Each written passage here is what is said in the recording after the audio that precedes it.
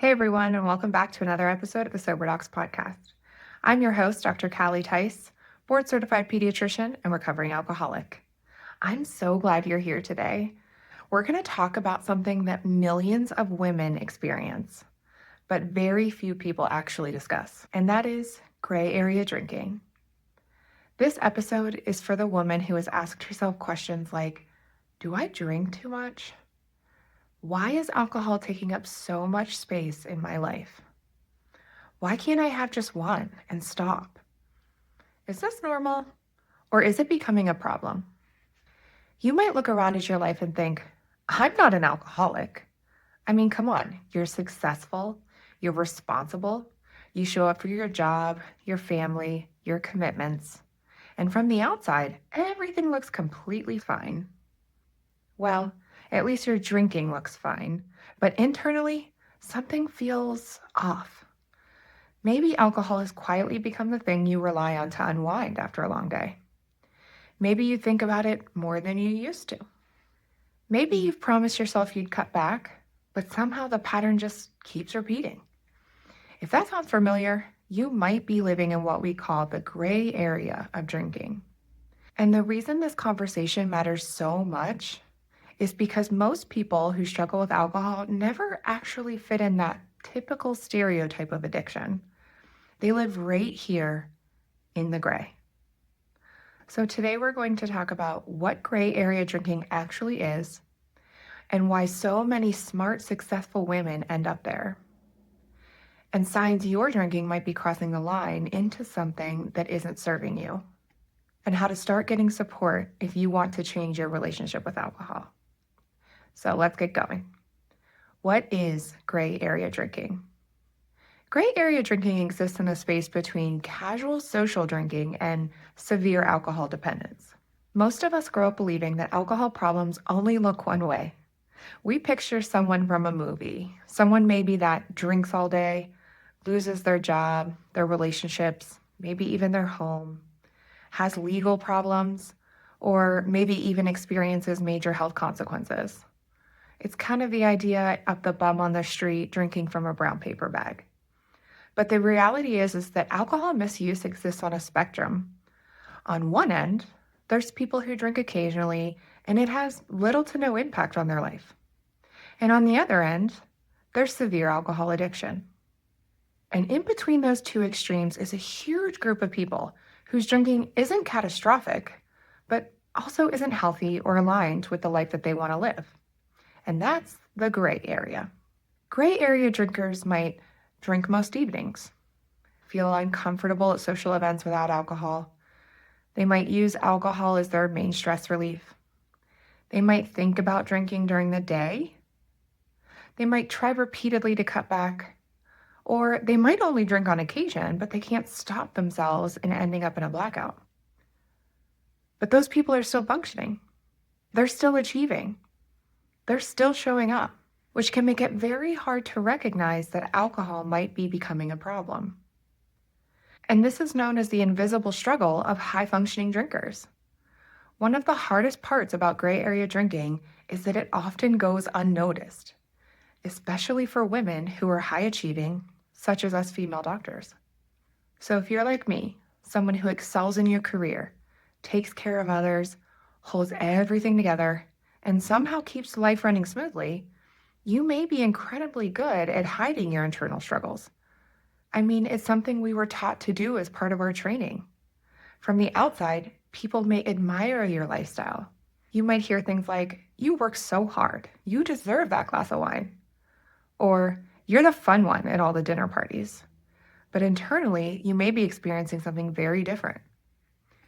You might notice things like waking up at 3 a.m. with anxiety, dehydration, and a headache, feeling exhausted in the morning like you never actually went to bed, regretting how much you drank the night before and wondering why you let that even happen, or maybe promising yourself that today will be different and you won't drink. And then by evening, the cycle starts again. This is the quiet experience of gray area drinking. It's rarely dramatic, but over time, it can slowly erode your energy, confidence, and sense of control. So you may be wondering, why do so many women end up here? Well, gray area drinking has become increasingly common, especially among professional women. There are a few important reasons why. Alcohol is deeply normalized in our society. Our culture has turned alcohol into something that feels like a reward and a coping tool all at the same time. Think about the messaging that we see everywhere. Quote, mommy needs wine. Quote, rosé all day. Quote, wind down Wednesday. Alcohol is marketed everywhere as relaxation, self care, stress relief, celebration, social connection. I mean, didn't Dr. Oz from the Center for Medicare and Medicaid just announce that alcohol is best used as a quote, social lubricant? But what we rarely talk about is how alcohol actually affects the brain and the body. Alcohol is a depressant that disrupts sleep, increases anxiety, and impacts mood regulation. Last year, the US Surgeon General announced that alcohol was found to be a direct link to 7 types of cancer. And in the short term, it might feel relaxing, but over time, it often creates the very stress and fatigue that we're trying to escape, despite what the media tells you.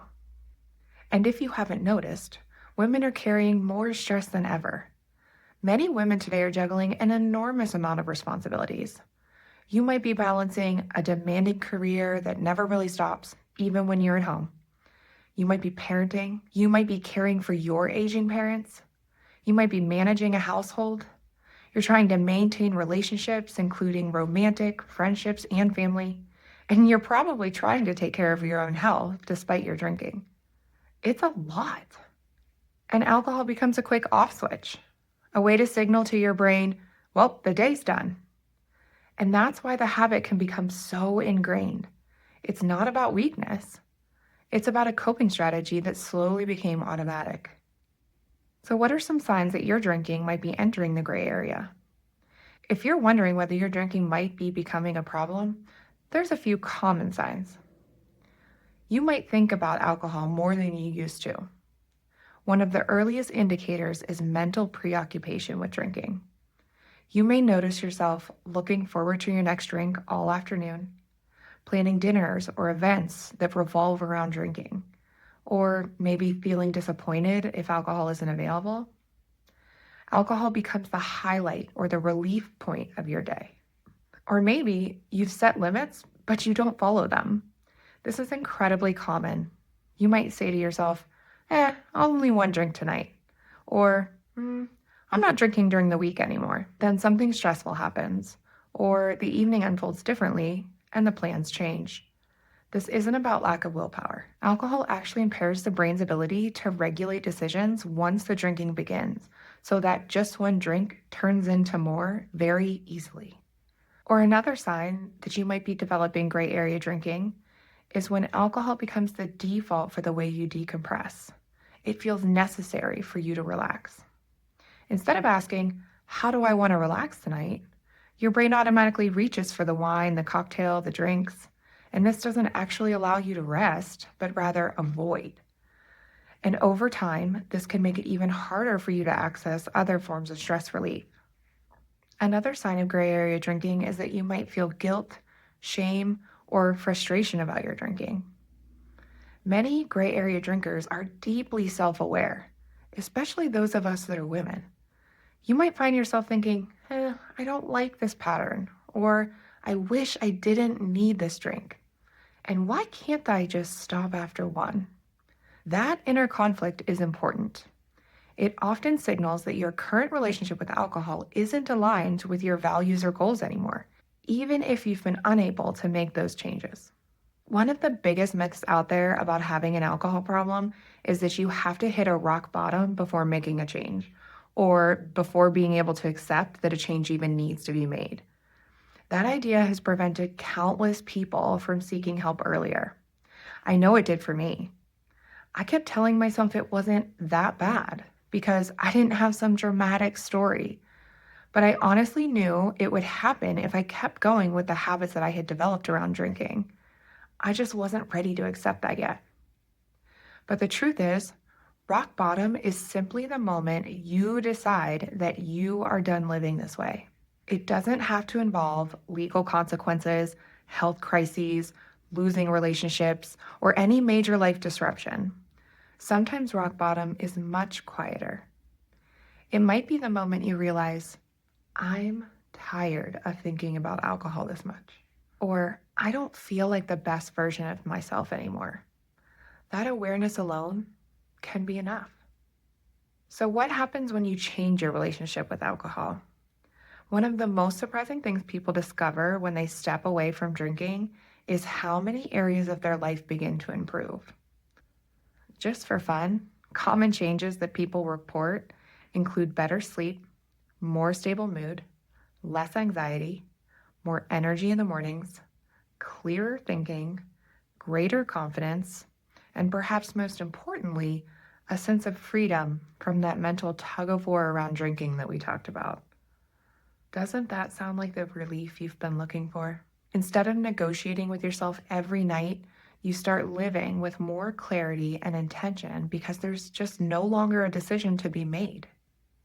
So how do you start getting help? If this conversation resonates with you, the next step isn't necessarily to make some drastic decision overnight. Instead, start with curiosity. Step 1, observe your patterns. Pay attention to when you drink, why you drink, and how do you feel both before and after you drink. This awareness is powerful. Maybe log it in your phone or a calendar on your fridge. I did it this way, where I could see it every morning, no matter what.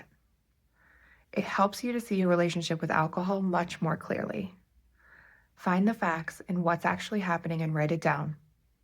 No thoughts, no emotion, no judgment or shame, just the facts. Step 2, experiment with taking a break. Many people start by trying a period without alcohol, maybe 30 days, maybe 60 days, maybe longer. This break gives your brain and body time to reset and recalibrate. It allows you to see what life feels like without alcohol influencing your sleep, your mood, and your energy. Remember, those first 30 days, though, might be more rough than you expect. If taking a break gives you anxiety or is more challenging than what you were expecting, maybe that's telling you something.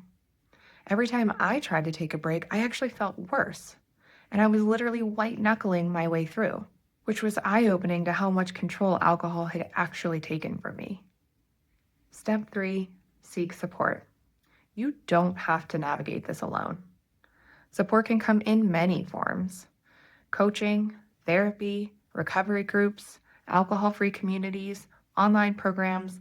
The possibilities are endless. What matters most is finding a space where you can talk honestly about your experience without judgment and losing everything you've worked so hard to build.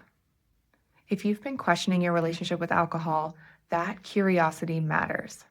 You don't need to prove that your drinking is, quote, bad enough to anyone but yourself.